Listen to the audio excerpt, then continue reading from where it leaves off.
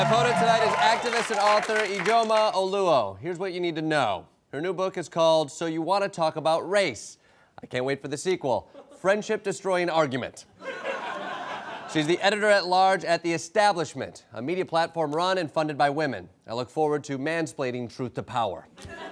And Harper's Bazaar called her book one of the 10 books to read in 2018. Stop planning my life, Harper. Ijeoma Oluo, everybody. Welcome. Thanks for having me. Ijeoma. So you want to talk about race. I generally do not. Why are you making me talk about race? Well, I figured titling it So You've Been Dragged Kicking and Screaming into Talking About Race was a bit long. That is long. Yeah, so I figured I'd give you the benefit of the doubt. Since you're there, you have to have the conversation. Might as well say you wanted to do it in the first place. Great, so you're putting me in a position of power. So how do I win the conversation about race? You know what's interesting is you really can't win a conversation about race. Well, you got to give me a shot, you know? So we're talking about lived realities, right? If you say that you had cereal for breakfast and I say, no, you did not have cereal for breakfast, I can't really win that conversation. If I say I had oatmeal, so that means you didn't have cereal, there's no winner in that conversation. When we're talking about race, we're talking about what I experience as a black woman, what you experience as a white man. There's no winner when we're talking about lived experiences. There's only understanding. But what if I ate all the eggs so nobody could have breakfast? That's an experience that we all share. I'm the guy who gets breakfast and you don't. Is that...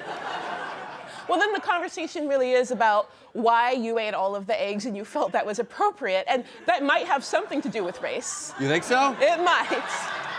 I don't see it. I just have an instinct to want everything and more and neglect other people having the equal amount. I don't see the connection. I want to look at your book here. Your titles of each chapter, they kind of do the interview for me. You break it down each chapter. What is racism? Why am I always being told to check my privilege? Why can't I touch your hair? I just got called racist. What do I do now? Hypothetical, I just got called racist. What do I do now? I would say, first, take a deep breath before you start responding and say, no, I'm not racist, I didn't do anything racist. Stop and listen and think, someone is trying to give me an opportunity to learn about my actions and how they may be harming someone. Mm-hmm. And pause and think, where can I learn? Ask more questions. Ask what you said or did that might have been racist. And maybe Google a little, because chances are you're not the first person to do that thing, and chances are someone's written a lot about why it is racist. Are these conversations happening in America? Do people want to have this conversation?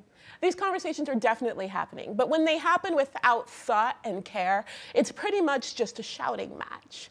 But we need to be able to talk about race because, believe it or not, we're always talking about race. We're talking about it in the ways in which we don't ask people what they need and what their experiences are. We're talking about it in our everyday decisions. So we might as well try to do it with a little thought and care. Did you see the Super Bowl last night?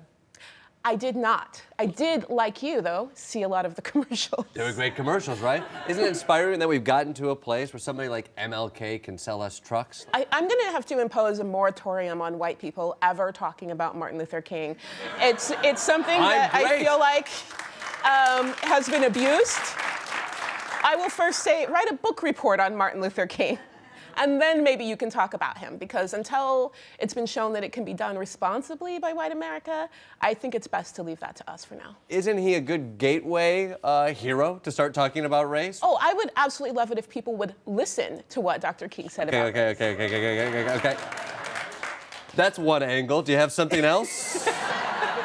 I know my book is called So You Want to Talk About Race, but it's really so some people need to listen about race while other people talk about race. And the people who need to listen are kind of like you.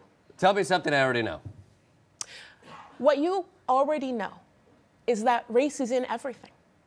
And when you are not talking about race, when you think you're not talking about race, you're talking about whiteness, because it has infused our entire culture. So if you don't want to, say, play the race card, you'll start talking about race with more intention. So that way we can actually discover issues of racial oppression in this society and get to the point where things maybe won't be always about race. It's in everything? Everything. It's like paprika? Yes. Good to know. Her book is called So You Want to Talk About Race. Ijeoma Oluo, everyone.